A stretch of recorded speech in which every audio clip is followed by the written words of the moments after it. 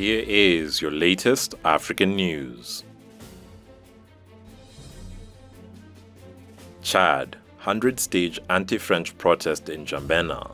Hundreds of Chadians joined anti-French protest called by the opposition coalition Mokit Tama on May 14th. Protesters opposed French military presence in the country and support for transitional President Mahamat Idriss Déby Itno, who has been in power since his father's death in 2021. The protesters reportedly attacked symbols of their former colonial power, including several Total petrol stations. The protest was mainly attended by students, with many on motorcycles and chanting "France get out." Former President Idriss Déby Itno headed an authoritarian regime for 30 years and was killed in battle on April 20, 2021, during a rebellion in the north of the country. Chadian police fired tear gas and used water cannons to disperse hundreds of protesters who took to the streets of the capital and other towns in an anti-French protest that saw the destruction of some French-linked businesses as French influence wanes in its former colonies.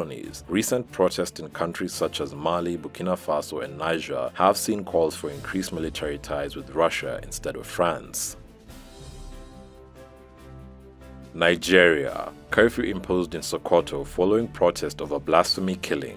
A curfew has been declared in Nigeria's northwest city of Sokoto to quell protests demanding the release of suspects in the killing of a Christian school student, Deborah Samuel. It comes as hundreds of people in the northwestern city of Sokoto demonstrated on 14th May over the arrest of two students following the murder of a Christian student accused of blasphemy, residents said. Sokoto State Governor Aminu Tabuwal said in a statement that the curfew applies to the state capital Sokoto City. Africa's most populous country is roughly divided between Muslim and Christians, but religious tensions and deadly clashes are not uncommon, particularly in the north. Deborah Samuel, a student of Shehu Shagari College of Education, was on 12th May stoned to death and her body burnt by a mob of Muslim students of the college after she made a post on social media they deemed insulted Prophet Muhammad. Police said they made two arrests following the incident and that they had begun a manhunt for other suspects who appeared in the footage of the gruesome murder, which circulated on social media.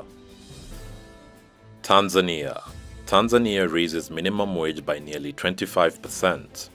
Tanzania's president has approved a nearly 25% increase in the minimum wage amid protest about the high cost of living. The president decided on an increase of 23.3% while also increasing the salaries of government workers for the first time since 2016, her office said in a statement. The salary increment was approved considering the country's gross domestic product, domestic revenue, and developments in both the local and global economies. Tanzania's economy slowed to 4.8% in 2020, barely edging upward to 4.9% the following year, as COVID-19 travel restrictions battered the tourism sector, a key earner in the East African country. Meanwhile, the cost of fuel and food has risen as supplies have tightened following the Russian-Ukraine war. During Labor Day celebrations on May 1st, trade unions and civil servants led demonstrations in Tanzania's capital Dodoma, calling for an increase in wages, with many holding placards demanding better salaries and benefits for workers.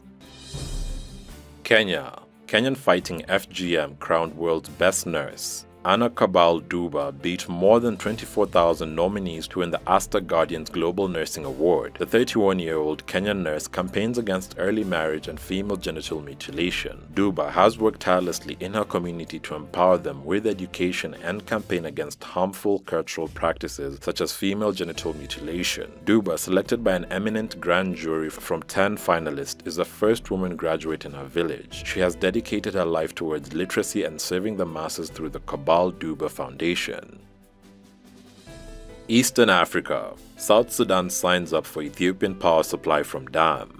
Ethiopia has signed a memorandum of understanding with South Sudan to export hydro and other cheaper energy to Juba. According to the Ethiopian Electric Power, the power utility, Ethiopia has agreed to supply an initial 100 megawatts of electricity to South Sudan over the next 3 years. The agreement was signed last week as a South Sudanese delegation, led by Energy Minister Peter Maselo, paid a working visit to Ethiopia to finalize the memorandum of understanding. The two countries had agreed on power purchase previously. Ethiopia Electric Power Corporation Planning Executive Officer Andulem Sia told state media that Ethiopia will export 100 megawatts of electricity to South Sudan in the first phase of the 3-year period and will supply 400 megawatts of power then after. Andulem said Ethiopia is aggressively working to supply electrical power to its neighbors as part of a regional integration with its neighbors.